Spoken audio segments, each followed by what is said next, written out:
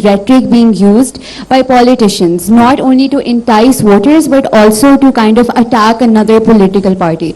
So considering we already have a considerable amount of restrictions on the kind of discourse that we can engage in, should this not also be a restricted part of discourse, considering that, yes, we are an Islamic nation, but there are a lot of other religions in the country, and also religion is considered to be a very sensitive topic. It should not be weaponized and politicized as it is now.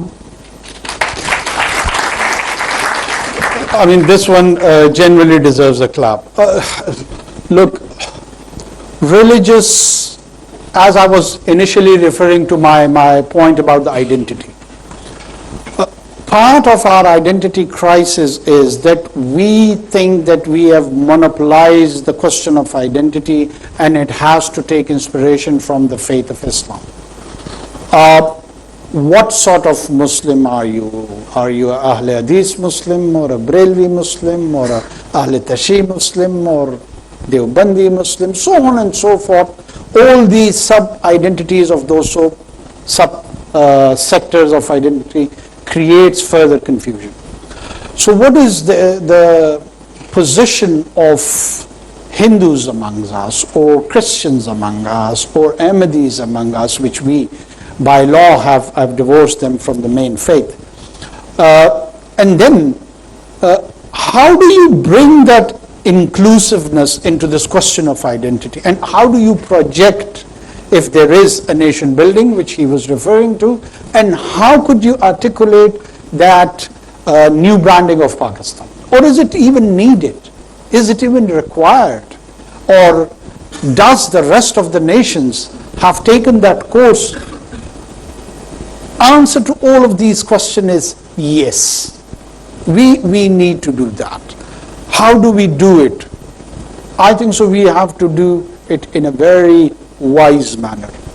I am a follower and a fan of Iqbal, and I am very much fortunate that I had access to read him in Persian.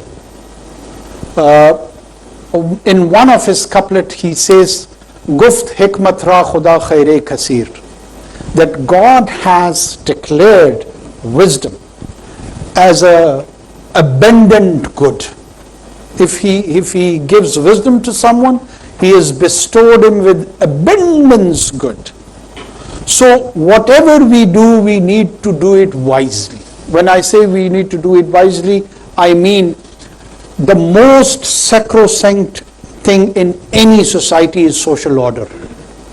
Look at the early 13 years of the Prophet. He faced all kind of persecutions, but he did not challenge the social order.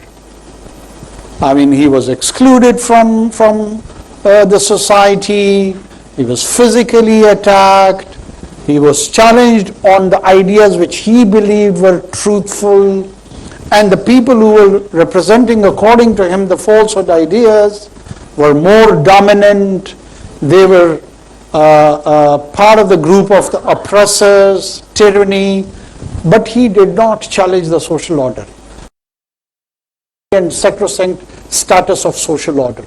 Whenever you want to transform such thing, you keep that at the back of your mind, that while keeping this social order, how do you transform those values, those systems in a way, in a manner where the peaceful coexistence is morphed in a way that the jolts are unfelt. The jolts are not there where the disintegration or the chance of the disintegration is there. Who would lead such a journey? You, him, he, me, all of us. All of us has to contribute and think about it. That's why my request to those jingoistic youngsters who just want to change everything with this one election day, good, go and vote that day definitely. But changes, they evolve. They evolve, they are gelled in, sometime in decades, sometime even in centuries. So we have to be profound, we have to be deep, and we have to represent the true soul of ours, whatever it is. So let's explore first ourselves in honesty and then reflect ourselves what we believe in. Thank you. Ji Chanda.